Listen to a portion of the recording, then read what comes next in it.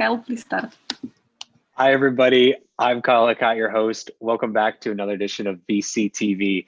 We're excited to have you as always, and especially on today's episode, we've got a very exciting and very special topic to talk about and a wonderful all-star guest who's joined us all the way from around the world to talk to you, not just about what we're going to be talking about today on our topic, which I'll get to in a moment, but also a lot of other knowledge that he has to unpack as one of the leading investors in the space. Now, what are we talking about today? We're talking about impact investing, which is a lot. Now, if you look at impact investing, it can mean a variety of different things. Sometimes it's called social impact investing, some kind social investments. It has a wide range of terms, but at the end of the day, it's all about making investments and putting capital around investing in social or environmental issues. Now, again, very broad. We're going to let Gavin and myself really dive into what that means a little bit more specifically and what he's seeing, but just to give you that context. Now, why is this important? Well, today is the lead up episode. So here on every Friday, we build up all week talking about a variety of topics to get to something even bigger than what we've started with on Monday. And earlier this week, we talked about transportation, supply chains, to gaming, esports, entertainment, to fintech, blockchain, consumer habits, to e-commerce. And now again, we're coming up to impact investing. All of these topics, all of these areas play a role in this big category. And where capital is going in this area affects all of these positively, which is exciting. Now, to our audience, thank you for tuning in. If you like what you hear today, make sure to give us a thumbs up. If you have any questions, feel free to drop them in the chat. Elena and myself will do our best to ask them in real time. If not, Gavin and I and the entire LA Token team are available 24/7 online and be happy to continue the conversation with you. And if you yourself as an investor would like to join us, reach out. We'd love to have you share your thoughts, your insights on shows like today or any topic that we have upcoming. Entrepreneurs, if you'd like the chance to come join us and have the chance to pitch us like we did yesterday with a couple entrepreneurs, you're more than welcome to join. Reach out to myself, Elena, to the entire LA Token team, and we'd love to have you on. Now, a big shout out to Elena and to the entire LA Token team for making VCTV possible every single day, every day, with a variety of topics that you as entrepreneurs and you and investors care about, need to know, and need to understand everything that's happening and the latest and greatest throughout. So big shout out, Lena, and to the entire LA Token team for making this happen. With that being said, let's go ahead and jump in. Gavin, welcome back to the show. We had a great pre-show conversation. Before we get into that entertainment, a little introduction and background on yourself. Sure. Hi, everyone. I suppose first and foremost, thank you to the LA Token team for hosting this again, and yourself, Kyle. My name's Gavin Johnson. I run an ex-tech consultancy out of the UK, and I spend a lot of time thinking about as well as doing investing work. I'm a lawyer for my sins. By training, I still practice as a lawyer, but I have a background in science and engineering, so there's a crossover in technology more generally, and I'm now developing a built environment technology legal practice with a partner law firm to deliver services to technology, specifically built environment, but also more broadly. We're not closing the door to anybody at the moment. But one of the key elements of all of this is understanding startups in particular and the analysis of projects, I suppose. And this is where you get into this issue around impact investing, if that's what you want to call it. It's all part of the corporate social responsibility movement, ESG, and there's a variety of other acronyms if anybody wants to throw some more in the alphabet soup. And hopefully, yeah, there's a lot to talk about here. I think what it means, where it's going, how can people get involved, how can you develop your own investment philosophy, I suppose, to lead and guide your social responsibility, your moral compass, if you like, your moral compass investing. I Yeah. dress it up as you will. And that's you bring up an interesting point, because one of the things that I think tends to get missed, and it's becoming more important, right? I mentioned blockchain. Blockchain is actually playing a very big role in this area, because it's not just putting capital to work as an investor. It's also putting your values, your investment internally in your company on making sure that you have that, as you said, that corporate sustainability, that corporate responsibility on how you're impacting things environmentally and socially, and also just, as I mentioned, blockchain, providing that level of transparency and trust, right? And there is so much that goes into that, whether it's on the climate side, whether that is, again, to social stance. I mean, it really plays the gambit. I would say maybe 10, 15, 20 years ago, this was more around energy. And now today it's really unfolded in so many different areas, which is exciting. Yeah, I think you're probably right. The thing about energy is it's not a soft target, but it's an easy target. And let's not get into climate change too much, because that can be quite a contentious issue for some. But yes, if you are behaving improperly, and oil companies, regrettably, yes, they do have oil spills and they do make mistakes, and there is an environmental impact. So whether or not you agree that burning fossil fuels is causing climate change, the root of all mankind's sins in that regard, you would have to ask yourself a question if you want to involve with some sort of social conscience, moral responsibility, whether or not investing in entities that cause such or can cause such catastrophic environmental problems fits with your moral philosophy. And you can extend the same to any large company dumping chemicals. I think PCBs is a big problem, persistent in the environment. And dare I mention, if I can remember what it's called, Monsanto, I think, in America is a big problem at the moment. Class action litigation going on because of persistence of certain chemicals in the environment causing health problems. So again, okay, it's a soft target because it's an obvious target. But you ask the question, do I believe, or okay, I might get great returns, but will I be happy that, I don't want to say things like killing small children in Africa, but that's the kind of imagery that they would have to deal with. Yeah, and look, and I'll jump in and kind of say it for you is, when we talk about this, and again, I'm pulling some of my background around blockchain is, the idea of just sourcing and transparency, and where you're getting materials to where you're getting where your supply chains are, where things are from a hiring standpoint, right? How are you hiring people? How much are they getting paid? There's so much of that plays a role into it. And then you go into the materials that go into our products, where those products coming from, et cetera, et cetera. That's just a piece of this bigger puzzle of impact. And I want to welcome in two more guests as well, who may have an opinion as well on this. Noble, Gary, welcome back to the show. Gentlemen, if you can, an intro background for both of you. Noble, let's start with you, intro background, and then we'll go to Gary. Yeah, I apologize for being late this morning, Kyle. Sorry. Zoom is changing everybody's lives. I had to do a swear-in to run for an office locally for something simple, just director of East Orange County Water Department. I'll probably, we'll see how it plays out, but we have issues. So when you're talking about impact investing, sometimes you have to focus locally, right? And so we have a serious water issue in my neighborhood, and that's why I decided to try and become one of the directors or be on the board. My name is Noble Dracone, and I have a small firm called Dracone Capital Partners. We assist people in raising capital in the pre-seed, seed, and early Series A rounds. In the last 26 years, I've run my own hedge fund. I've written 7 books on investing and trading. And in the last probably 5 years, I've been very focused in the startup industry.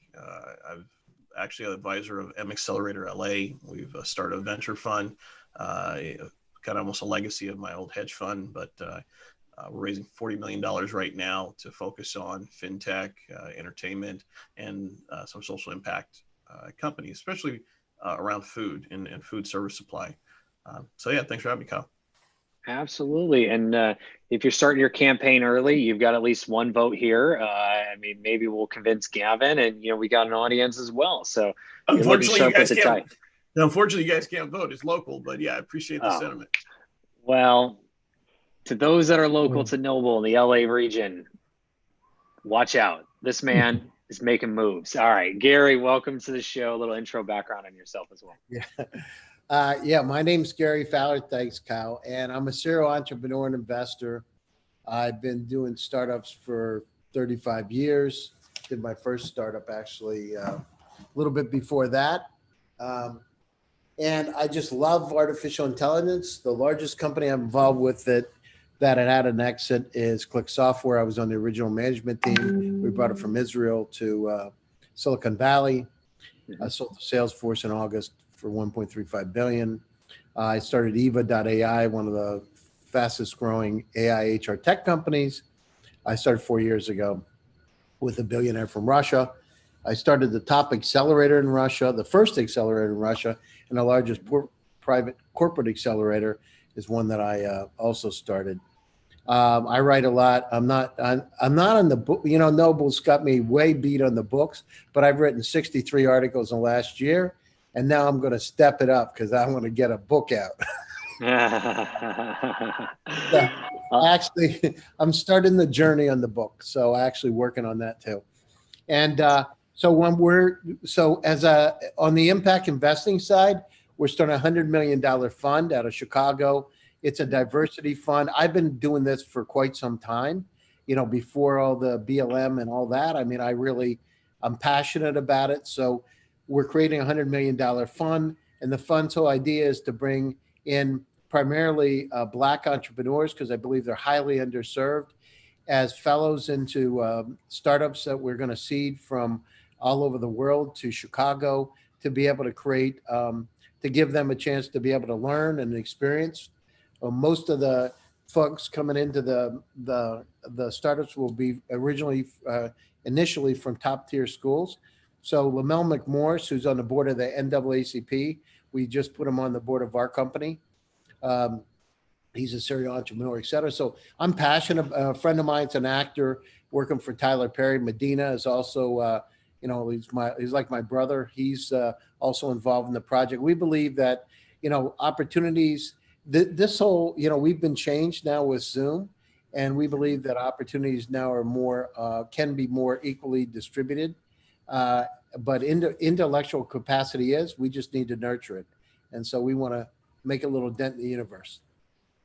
I love it. And again, welcome to everybody. It's great to have all you guys on. And this is a very big, topic to speak about. As Gavin and I were kind of beginning with, it's so much more than just writing a check in a company, right? It goes internally to us as founders, us as investors, our moral or social or just general responsibility and how we look at things in so many different ways. And, with that, I want to kick things off with kind of my first question for today and just hear from each of you the current state of impact investing and what that means to you, because it is very different to each and every one of you. And, Gary, I want to unpack your fund and some of the other efforts that each of you are working on, but let's just start with what is the current state of impact investing? Where are you seeing things happen? What's happening? What's not happening?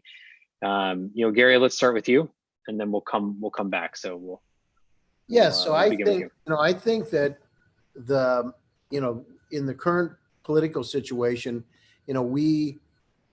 there's a tremendous opportunity to be able to really democratize the opportunity. I mean, as we're seeing, right? I'm on calls. And this morning, I've already been in calls in Dubai, Hong Kong, Singapore, Ukraine. So opportunities will be more democratized.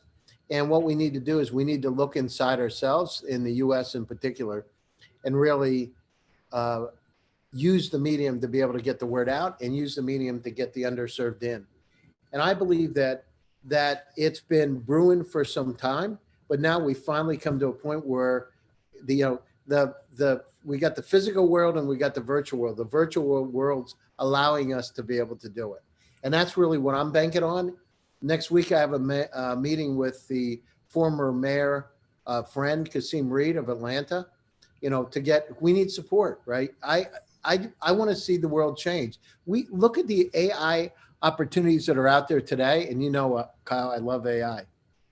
But the AI opportunities that are out there today, those companies, as we've said, AI is the new electricity, and we can get some of these individuals on board. We can create billion-dollar companies with them at the helm.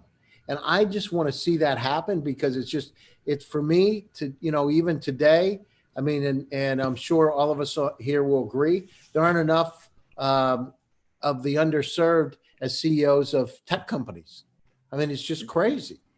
And I keep asking the question why, and I don't get like answers. My friend Medina, my black actor, musician, brother, we have this discussion probably every other day. We talk about how to solve it. I think that we can put a stake in the ground. I really want to see that happen, because it's going to change everything. In the US, we need to get more up to speed to compete with China and Russia in terms of artificial intelligence. The world needs to get up to speed with AI to be able to take care of all the challenges that are going to come forward for us, from everything from, we've talked about it before, space, environmental concerns, overpopulation. We need to go down through and do that now before it's too late. And I think so in terms of the opportunities in front of us, AI is really a catalyst to get it move forward from my perspective. And it's a way to bring the underserved in. Absolutely. Noble to you. What is the current state of impact investing for you, and what are you seeing? This is such a wide and varied, topic. It's like, when you guys put these topics together, Kyle, you guys give us so much breadth to cover. Impact investing, let's start with profitable investing is always what I tell people. People, they do not invest with their hearts, they invest with their wallets. And so the goal is always that we make sure that there's an equitableness across the board, that it just makes good business sense. The census said just a few years ago, actually last year, that it was the first time that over 50% of the children born were non-white in America, in the United States. That was it's a big shift in what we call minority majority in the United States, when you have 50% of the children being born, going to school, are non-white. And so it then makes only profitable sense to start being more cognizant of who your citizenry is, right? And how to profit and how to adjust to their needs. We also have a core focus that trillions of dollars of wealth is actually being transferred to women. This is not, it's not really talked about, but the baby boomer generation, the men are passing away before the women. So they're transferring it to their wives. And then the wives are then passing away and transferring it usually to their single or divorced daughters, because their daughters are basically either getting married later in life or have gone through their first marriage and haven't chosen to marry again. So there's a huge transfer of wealth from really men to women in the next 5 to 10 years. And so it only makes sense that you start becoming, again, more cognizant of what's happening in your ecosystem and what makes prudent sense. People want to see themselves on the boards. People want to see themselves in the companies. And so I think that it's almost facetious to call it impact investing, right? Because it's really future investing. You have to really focus on what the future is bringing forward to light. Regardless of whether we wanted to or not, these things are on the horizon. We realize that the way that we're using energy, Gavin spoke about it earlier, is just unsustainable. This is why electric cars, which had been suppressed for over 100 years, I have the patent I'm putting on the first cover magazine of one of the early electric cars in 1883 that we're going to use as the cover of our magazine. And now it just is prudently making sense that we have to go back to technology that was discovered over 100 and something years ago and was stymied because oil became what was the strongest. You look at, I think the UK is starting to realize that wind farming is becoming more sustainable and makes more sense for their economy, because there is an issue with oil being shortened across the world, and gluts, and Libya now, one of the largest million barrels a day is now at 100,000 barrels a day because of infighting over oil. So it's becoming globally prudent for anybody who's even a moderate moderately futurist in understanding where the tea leaves are going, to then find a way to step in front of it and ride the wave. And as investors, we have to make those prudent decisions now. We have to set up the next generation properly by doing the things now, to look forward 25 years.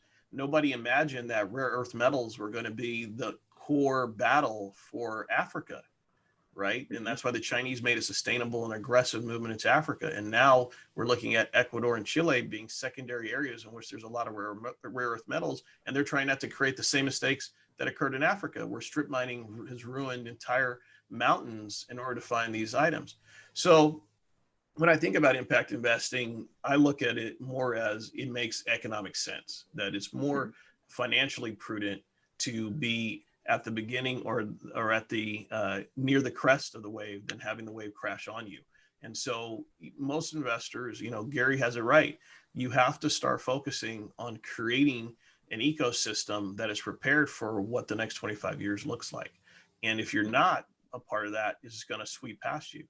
So, yeah, I mean, I think that it's just, people need to sit down and really take stock, particularly investors, whether you're an angel investor or up to VC. And a lot of VCs are already smartly doing it. Goldman Sachs made the point early on, before Black Lives Matter started, we are not going to invest in any company that doesn't have a woman already sitting on the board, because they're seeing the tea leaves. So it's smart investors realize that things are kind of moving and the chessboard is changing from the end of the World War II era to where we are now at the turn of the century. And so it's important for us to kind of be forward thinking and not focus so much on the soft Philly approach about it, because I think that that's always there. We have to have humanism, but to also realize that it just makes prudent business sense. And when you appeal to people's business sense, then the impact investing can occur.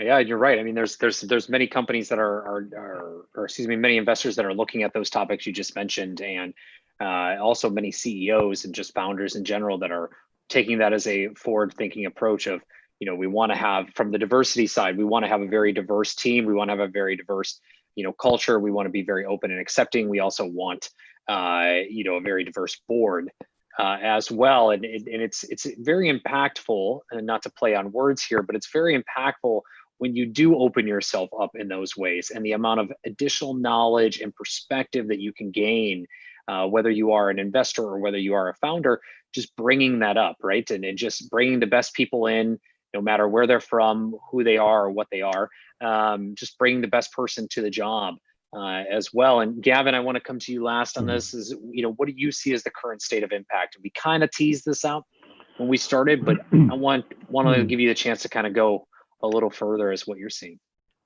I think where I see it, and to echo a little bit of what Noble and Gary have said, there is a shift in, I don't know, let's say government policy, not necessarily regulations and laws, but certainly in government policy. And there are expectations being set around, let's say, diversity, which Noble and Gary have both touched on. And being the no offense, Carl, you and I were the palest guys on this call, and it's it's not something I can particularly speak to. I do believe that there needs to be more true meritocratic approaches. Ultimately, we all want to work with the best people, and we shouldn't be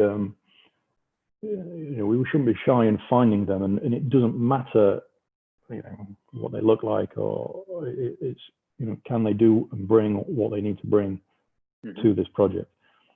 And one of the things, just there's a couple of elements here, just while I tease them out in my own mind, where I see a lot of, I suppose in the truest sense, impact investing is in a lot of fintech startups targeting millennials. And in some ways, those startups are creating investment funds, but it's an ecosystem based on a more, I don't know, meritocratic philosophical view of life. And these ecosystems are deliberately designed to engage millennials because ultimately they will retire at some point, so they should have some sort of pension or fund, or they should be doing something to prepare themselves for the future, whatever they want to do, buy a house, etc. But they're beginning to run those funds along, I don't know, I don't want to say ideological because that's too strong a word, but certainly sort of moral guides, or a sense of doing right, or wanting to do right, or to echo Gary's words, bring change. And a lot of change ultimately comes out, and certain behavioral change comes out through incentives. And if the incentives are wrong, they will produce the wrong behaviors. Humans are funny animals. We like to play the system in many ways. And if we're given an opportunity, maybe, or whether or not it's morally or ethically correct, provided it's not illegal, somebody will do it. But that's not the behavior we want. And so incentivizing behavioral change and rewarding, you just have to tread very carefully, because you get into a moralistic argument about what is right and what is wrong, and who am I to decide that? You know, we all have our own moral compass, but everybody has their own moral compass. But you know, have you found things? Have you identified, you know, these funds or whatever it may be that make sense in your mind? But again, this is where it becomes very, very tricky, because do you have sufficient, I don't want to say education, but knowledge, analytical ability to determine whether or not that is a good thing? You know, you can't, or you shouldn't knee-jerk reaction to an investment. And as Noble quite rightly pointed out, you know, people invest with their wallets. You shouldn't invest with your heart, because you're going to get burnt and your heart's going to be broken. And so you do have to apply some very keen insight and keen thought, and ask yourself some actually probably quite searching questions. Am I doing the right thing? Do I believe in this? Does it make sense to me? And everybody will come to different conclusions about different things. Everyone perceives things in different ways. So it's, I know I certainly don't want to start encouraging people to do, you know, to invest in any particular fund or go in any particular direction with what they're doing, because it's not for me to say. It's for them. But certainly, you know, there is certainly things that we can all do to support that, and that is certainly around education, and certainly how you think and how you analyze and how you process the information and the data to understand what it is you want to do. And to an extent, I mean, I find myself in agreement with both Noble and Gary. I think on Gary's point, the AI, there's robo advising. It's probably a little bit old hat now, but you know, you can ask this, I don't know, your robo advisor, your investment AI, and have a conversation. This is what I think. This is what I'd like to invest in, and then it goes and based on your moral compass, or how it understands your moral compass, you know, bring you opportunities, find you opportunities. This fund seems to be doing something that would agree with you. But it's a complicated question, and you know, the guys on this call obviously not trivializing that very well. You know, these are complex issues, and I think also we're only just really starting, and I think echoing Noble's crest of the wave point here, we're just starting to get on top of what it is we mean about that social responsibility, and how, you know, how we want companies to work around the world for the betterment of everyone, not just the, you know, one or two shareholders at the top who just want to make as much money. Well, and for the world itself. I mean, not to cut you off, but and for the world itself. I mean, this is to Noble's point. This is a different era, okay? And we have been transitioning into this for the past 10 plus years very quietly, and all of a sudden, we had a catalyst that shot us very quickly into a different direction because of you know, again, what's happened in the past 6 months. And now as we look towards the future, it's a very different world ahead of us. I mean, there's the responsibility again from you know, investing into the individuals and the best people for any company. There's the corporate responsibility of how you do business, where you do business, where you do sourcing, how you do sourcing, the transparency as we talked about. Then there's the impact that we have on the world. And whether that be from the rare earth material side, or whether it actually be, how the impact you leave in terms of the social and your social responsibility out there. I mean, there's so much, as you've all said, and I'll reiterate. I mean, you can look at deforestation. I've made some investments in that space myself. You can look at the rare earth side. You can look at climate change, where, Gavin, to your point, there are funds. So now going into fintech and financial inclusion, another big topic, but there are funds out there that help you diversify into these areas, because impact investing is very broad. As Noble mentioned, we pick these topics for a good reason, and they bring up great discussions. And there are essentially companies that have created index funds around all of the pieces that they see as impactful, right? And there's so much you can do. The point is, I think, from all of you, I will sum up, is, choose something and get started. And do your research, right? Understand why you're investing, why you want to invest, and why this is something of importance. And if you're looking at from your company's perspective, what needs to change, and how things can change, and how can you be the catalyst for that change as well, right? We're seeing so many investors creating new funds and guidelines from just an impact internally. We'll just call it that. How to build a diverse culture, how to lead in this new era as we move into, that post-World War II era, as Noble called out, into this next kind of Web3.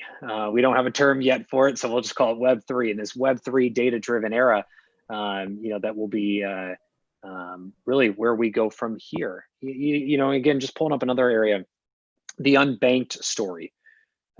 Teasing that out, right? It was a very big topic. A lot of people loved it, hated it, whatever. The fact that almost 2 billion people are unbanked in the world and are left out of financial ability is very huge. And we talked a little bit about this, Noble, on yesterday's show around fintech, e-commerce, and even blockchain as well. Is you've got a lot of investment going into Latin America, in Mexico. You've got a huge growing middle class in Mexico that now is starting to, have a voice and really want to get involved in some of these things and starting to make decisions. That hadn't happened before. I mean, in South America, we're seeing the same thing. So in Africa, right? So there's so much happening. But now a question to each of you around technology. So AR, gaming, AI, I'm pointing to each of you. So this may look weird because you're seeing me on a single window, I'm seeing everybody. But Noble, to you, I mean, AR, VR, gaming, I mean, how does this play a role in impact investing? Because I believe there is. And Gary, to you around AI, and Gavin, I'm going to leave the door open for you on tech. You focus at that intersection, not just from the legal side, but so much, and let you kind of talk about it as well. But Noble, let's start with you. AR, VR, how does this play a role in impact investing? I think that it's a mix, right? Because augmented reality and virtual reality is kind of at the forefront of some of the development. And again, it's easy to try and segment all this out, but the core of AR and VR is AI, right? It's visual science. Computers would make a determination to create a visual. But at the end of the day, it's on one front, you think it's going to level the playing field, but now that we're sitting with COVID-19 and children can't go to school, right, across the board, whole countries are shutting down school for the year. You're finding that the kids who are already impacted technology-wise are not staying up to date. And so the ones who do have access to computers and do have access, I have 5 kids, I have 4 boys. And my 9-year-old has been learning Python since last year. Shout out to a great company called Code Combat. I don't own any shares or anything, but I'm going to actually buy some. But the reality is they teach kids how to have fun with programming. And they right now are running a worldwide contest of where kids are literally programming their little simulated characters gaming wise to battle these other simulated characters. So my 9-year-old has been learning how to program video games and he just turned 9. So since he was 8, right? But there's a whole swath of children who don't have access to that. and just by looking at the numbers. So he's in this competition, and there's only 300 kids. It was only a $5 entry fee, but only 300 kids globally playing this game where they're playing against each other.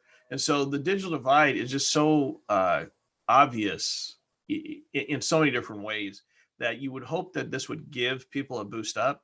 But augmented reality, virtual reality, it's really, I think, going to exacerbate some of the. I think the technology now is going to start exacerbating the divide, while there's going to be a whole Western component that's going to be headed towards a singularity.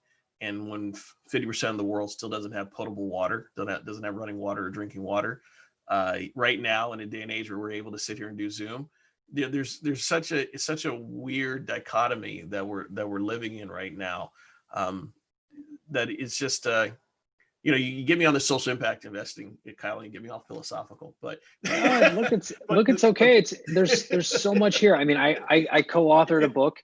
Sorry, Gary. I apologize. We're one up in you here, but I co-authored a book with UNICEF around social impact and wearable technology, and we saw, several companies around the world that were working together to bring wearables or connected devices, some sensor technology as well at the time, into the world, and how they could solve some of these what we take for granted in some places in the world, and others it's life-changing, these problems, and it's happening everywhere. It's happening everywhere. And so I think on one level you have the separation, but then as we saw what happened in Africa, they never got a chance to establish landlines, so they went straight to wireless. And so there's going to be that same kind of leap that, if done properly, when you share the technology, it'll give other cultures an opportunity to leapfrog where everyone else was at. And that'll give them, that's why South Korea had, 5G almost a decade before anyone else, right? Became the litmus test of how a wireless network can actually function and operate. And they were able to create that as the beginning, battleground of high technology. And South Korea is usually technologically advanced because they built on the stacks of everyone else and then be able to apply it. So it's a matter of how well we're going to share that technology and then integrate that into day-to-day use cases. I believe, and one of the most exciting things that I've seen is online education, period.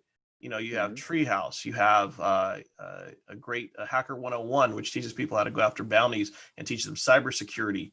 And it's free. They teach you everything you need free. And then you actually are able to go get bounties online from top tier places because you've discovered bugs and security breaches. So there's so much free education now that if we can continue to provide access to it, things like augmented reality and virtual reality and whatever the case may be, technology wise, programming wise, and gaming wise, is starting to create a lot more even playing field. The only concern that I really do have about any esports, and when especially comes to gaming, is the dichotomy of two things. While being a gaming developer by default in augmented reality, the gamification has become dangerously exploitive. You have Japan having entire tribunals against companies utilizing the hunter-gatherer instinct in the games to drive people to continuously play.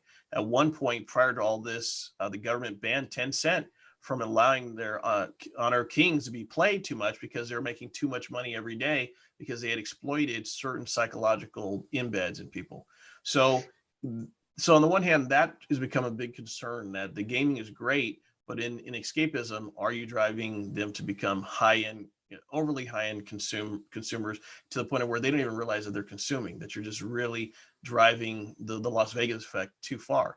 Even the US government had a whole tribunal about blind boxes and said, why are you giving kids blind boxes? It's akin to gambling at Vegas. We have to at least tell them what the reward is so they can receive it. So there's a lot of social things that come with gaming that we have to kind of pay attention to. And then the other side of that is the exploitation of children, right? Most of these esports teams are comprised of kids who are under 18.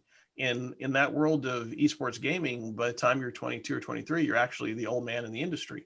So we have to start kind of tying up some of these loose ends that have kind of run away from us to protect the people who are easily most vulnerable along the spectrum. And I'm not for hyper policy. I don't think it has to be governed. I think self-regulation can exist. I've been in the commodities industry for years. Yeah, it's social responsibility. I mean, Social just not to responsibility. cut you off, it's just social responsibility, right? It's Yeah. understanding of like getting things started and learning and making adjustments, but you have to make the adjustments. And to your point on education, look, this is, I mean, in some cases, I'm a little jealous. I think we might all be of where education can go. We'll see if it does. But, you look back at education that we all went through, including the celery example that we were talking about, Gavin. Education back years ago and even still today is you sit in a classroom, you learn from one to one. Currently in the past couple of years, it's started to open up, right? There's more opportunities to learn, as you said, Code Academy and others I highly recommend. But now, as we've mentioned in previous episodes, you can literally learn anything, anytime, anywhere from anyone in the world, meaning the expert of the experts. You don't have to read their book, but you should. Check out Noble. You don't have to necessarily take a class. You can listen to a podcast. You can also get the chance to have a one-on-one. You can have interactions like this. There's so much opportunity to learn from the best and the best that we could have one of the coolest levels of education we've ever seen in our lives. But with that being said, Noble, your point heard loud and clear. Gary, I want to come to you. How does AI play a role in impact investing? And then after this, we'll get to the lightning round with following Gavin's thoughts as well. So how does AI play a role in all this? Well, I mean, AI is the backbone for a lot of what we're talking about. AI is the reason we're on this Zoom today, right? I mean, it's the backbone. So, and we need to understand that it is going to fundamentally change our lives. So, we've talked before, Kyle, about, look at the population. I talk about it many times. In the last 100 years, the population has 4x increased. It's 7.9 billion people today. Now, if we're on that, stay on that trend. Going forward, we have some serious problems, environmental problems, overpopulation problems, and now we talk about space, right? The next frontier. So where AI comes in is there's so much data that we have in front of us and so many opportunities to maybe help us make better decisions that we need it. And, everything we're talking about today is about democratizing the opportunity, just like Zoom. It gives us an opportunity to be able to go everywhere. Where are you, Gavin? You're in, are you in the UK right now, or where are you today? I'm in Europe at the moment, but yeah, I'm from the UK. Yeah. So mysteriously in Europe. That's all we need to know. He's in Europe. Shh. Just in case there's anybody local who's watching, and when I'm out and about later, they come running up. Oh, I saw your autograph. So, I mean, here we are, right? This is what it's all about. So I say this, there's two worlds. I'm writing another article in Forbes about this. So there's two worlds today. There's this truly virtual democratizing the opportunity world, and there's a physical world. And to Noble's point, that the people that don't move to that next level, that don't really embrace the change, the digital transformation, are going to be left behind, way, way behind. And so whether it's, trying to figure out the potable water or whatever, they're not going to have the knowledge to be able to make the right decision. So our job is to be able to democratize it even more and help them become aware of the opportunities. So we can all work together to make this world a better place. So in terms of AI investment, what I'm doing is actually working with the underserved. So as I said, I'm primarily interested today in the Black and Hispanic community, primarily Black community, and bringing them to technology, because I think it's absurd that you don't have more Black CEOs of companies. It just is absurd. So I had, the story is I had my friend Medina, who is on the Have and Have Nots and is a rapper. And I said, Medina, we're talking about this. Why don't you go to Stanford and take some courses in AI? Why don't you go to Harvard and take some courses in MIT? He did it. So we put him into a tech company. So he was actually, our mutually agreed he was going to be the guinea pig on this thing. And it turned out wonderfully. He actually got into blockchain. He understood he's extremely bright to begin with, but fundamentally understood blockchain, and he became passionate about this. And he's the one that convinced Lamel McMorse of the NAACP to come on our board. So I think we just got to show some resolve that it can be done. And if we have one person, two people, some support, we can make a big difference. So we can bring the communities together, because it's kind of, you talk about the rare earth materials, you talk about, folks in Africa, folks from the Amazon, they should have the equal opportunity to be able to make a dent in the universe and change the world in a positive way too. So AI is a conduit. It's the electricity. It's the enabling this virtual, digitally transformed world to make better decisions, to make better payments, to basically enhance our lives. So, and it's an opportunity to, I forget who said it. I think Noble said it, in terms of impact in the wallet, because my thing is, once we have a billionaire that comes out of one of these companies that we get a lot of press on, a lot of people are going to want to start signing up. So once we start impacting their wallets, it's going to become a trend, and we want to be right at the forefront. Well, and not just a trend. I mean, look, we all care about these things as well, right? We want to see these things change more than ever. And again, whether that be internally on a company, externally, or for the world, we want to see. Gavin mentioned this, kind of teeing up around millennials, and Gavin, I'm coming to you next.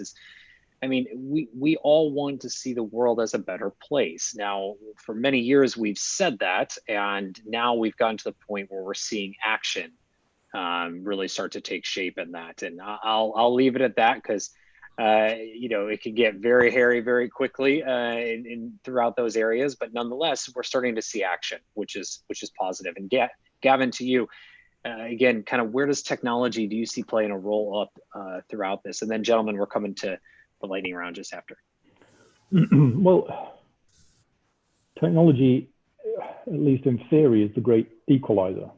And that's, as Gary said, AI being the backbone. And yes, you can see that it's the conduit through which great change could be brought about. And Noble mentioned as well, developing countries leapfrogging, technologically speaking. And this is why people in very rural Africa have a mobile phone, because it's much easier to set up infrastructurally a tower, relatively easy to power it from a grid. It doesn't necessarily require that power to be terribly stable, as long as it's reasonably so.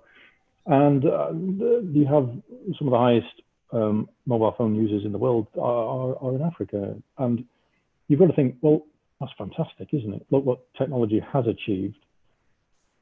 But it's only a first step. And we spoke, sorry, Carl, you mentioned the unbanked, and then there's the unbanked, and then the underbanked or underserved.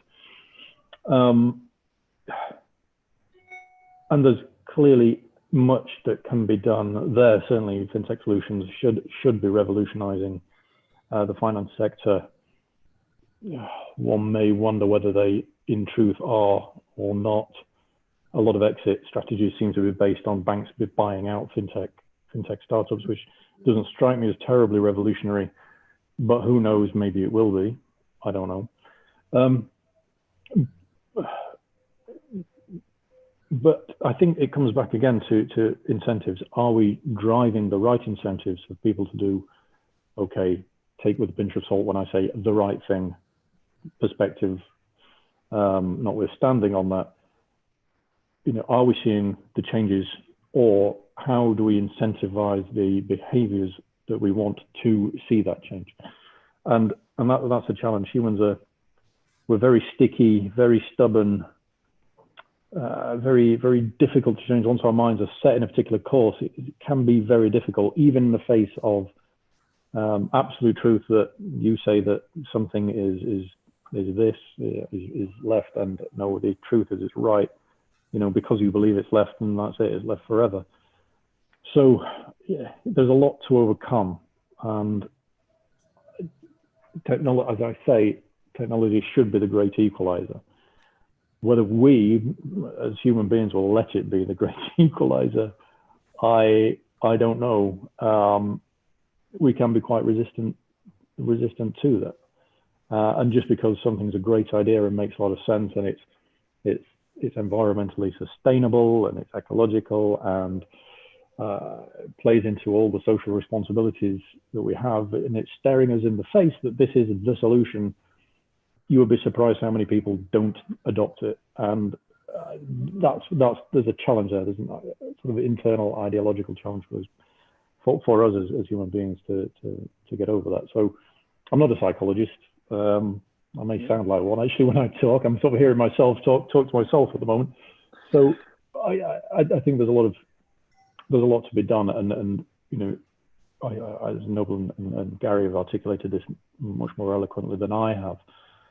You know, finding those people that can change the world, that can put a dent in the universe. Where they come from, they can come from anywhere, and all we have to do, and it's very simple, is allow them the opportunity to come from anywhere. And when we manage to do that, we will see great change.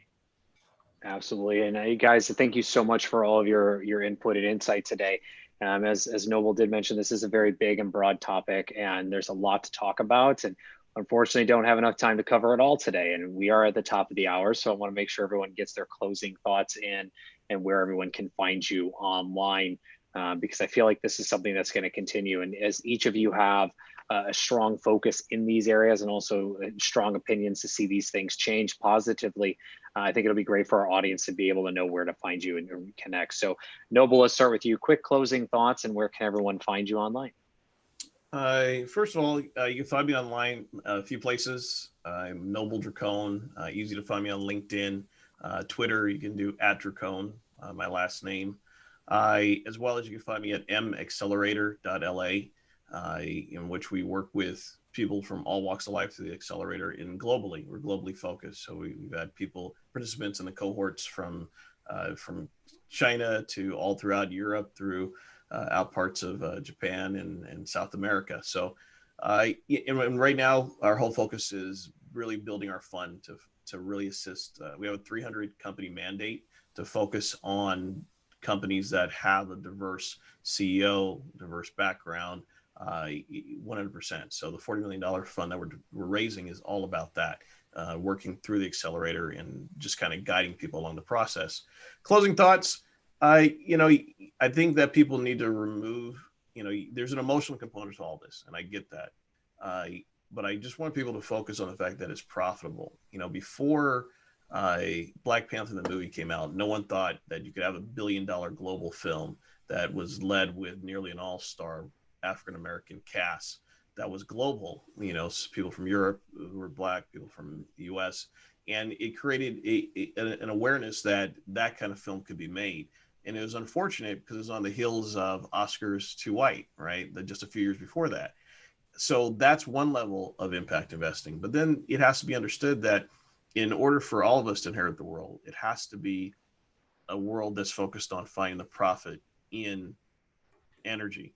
Energy is the key. Gary talked about it. When you have potential of either going to space or overpopulation, energy is really the key. And we have to be cognizant that if Tesla, one man, Elon Musk, can literally create an electric car and then set a new wave, that there's room for other innovators to drive that forward, and for us to be open-minded to support those people who may seem on the fringe. So you remove the emotion from it and really focus on the potential for the long-term profits, and you'll start making the right decisions, and it won't longer be impactful, it'll just be profitable. Absolutely. Gary, to you, where can everyone find you in closing thoughts? Yeah, sure. Gary Fowler, LinkedIn is the best way. And I believe this is an incredible opportunity because of the democratization, as I've talked about. And we need to just lead by example. Noble made a very accurate point, and that is, if you affect on one side, you want to lead by your heart. On the other side, if people understand that they can be successful and it's a good business model, they're really, really interested in investing in it. So, do both, but leading by the heart is really critically important, and be passionate about it. So I think this is an opportunity of a lifetime. I think we're just at the beginning of the democratization of opportunities like we've never, ever seen before. And for startups out there, this is your time to spread the message around the world and bring these multicultural, intergenerational teams together. That's the other thing we haven't talked about, Kyle, is intergenerational. So it's good to have the young startups, but having people with experience, especially when they have the contacts, and you can't really get those through Zoom, that are built up over time. It would be good to have those mixed teams. So opportunities today, go get them and get shit done. Absolutely. And Gavin, to you, closing thoughts, and where can everyone find you? Sure. So Gavin Johnson, best place is probably LinkedIn. Just search my name. I'm happy to, connect with most people. Be cautious about what you say. But no, I'm more than happy to, I think shoot the breeze is the American phrase, with anybody who just wants a conversation about these things, because you never know where opportunities are going to come from. And I'm from my own experience, I had a coffee. He was with a student who was doing his dissertation, and we were just chatting about some blockchain stuff, and that spun out a new idea that I'm actively pursuing now, which was a surprise. I just mentioned to give him my 2 cents on blockchain and the use of it, and off we went with this idea. It was great fun. Closing thoughts, guys. It's a big, complicated, difficult, interconnected world, and we never know where the next whomever your idol is, Bill Gates, Steve Jobs, we can reel off a whole list of names, Elon Musk. And I think as a society, I hope we are becoming more open to it. I hope we are breaking down the fences that we've put up between ourselves, because we're all in it together. Ultimately, as Gary said, we're all live on the same planet. We've all got to look after it. One of us makes a mistake and the entire planet can pay for it. So I hope through impact investing, if it becomes certainly more permeated throughout society, throughout the developed and developing world, I think we can create the change we want to see, and people will begin to buy in and see the value in doing that, in protecting the world, making it more sustainable, whatever, better education, unbanked, engaging the unbanked, and so on. And I know it's quite a number of quite generic statements there, but it's, these topics are so broad, it's extremely difficult to articulate it in any other way, I think, at the moment. And I think all three of you are very right. I mean, we have one planet.